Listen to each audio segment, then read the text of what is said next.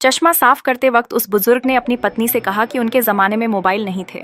वह समय जब भावनाएं शब्दों में कैद थीं, जब लोग दरवाजे पर एक दूसरे का इंतजार किया करते थे। पत्नी ने मुस्कुराते हुए कहा, पर ठीक 5:55 पर मैं पानी का ग्लास लेकर दरवाजे पे आती और आप आ पहुंचते। यह एक समय था जब प्रेम की सच्ची निशानियां बिना किसी तकनीक के अदा की जाती थीं।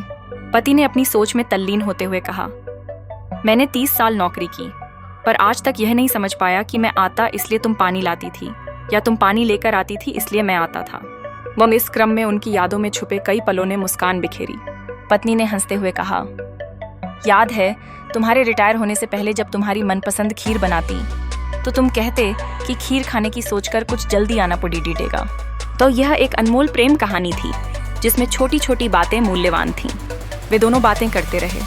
पत्नी ने कहा, तुम्हें याद है जब पहली डिलीवरी के वक्त मैं मैके गई थी और जब दर्द शुरू हुआ मुझे लगा काश तुम मेरे पास होते।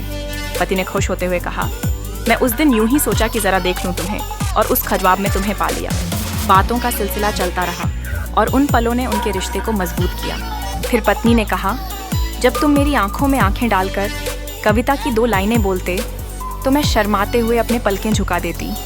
पत्नी ने कहा, जब दोपहर को चाय बनाते वक्त मैं थोड़ा जल गई थी, तुमने बर्नोल की ट्यूब निकालकर कहा, इसे अलमारी में रख दो। अन्य पति ने भी अपनी बातें साझा की। हाँ, पिछले दिन ही मैंने देखा था कि ट्यूब खत्म हो गई है, पता नहीं कब जरूरत पड़ जाए, यही सोचकर मैं ट्यूब ले आया था। फिर दोनों ने विचार किया कि अब उनके बेटे और उसकी बहू केवल एक दूसरे से जुड़े हुए हैं, लेकिन रिश्तों का वह गहराई और लगाव नहीं है। पति ने हंसते हुए कहा, हम अब वाइब्रेट मोड पर हैं, हमारी बैटरी भी 1 लाइन पे है। वे पत्नी मजाक में बोली, पता है मैं अभी भी कवरेज क्षेत्र में हूँ और मैसेज भी आते हैं। उन दोनों ने हंसते हुए ये जिंदादिली भरी बातें साझा की और एक बार फिर यह बात स्पष्ट हुई कि उनके ज़माने में भले ही मोबाइल नहीं थे, पर उनके रिश्ते की गहराई किसी भी तकनीक से परे थी।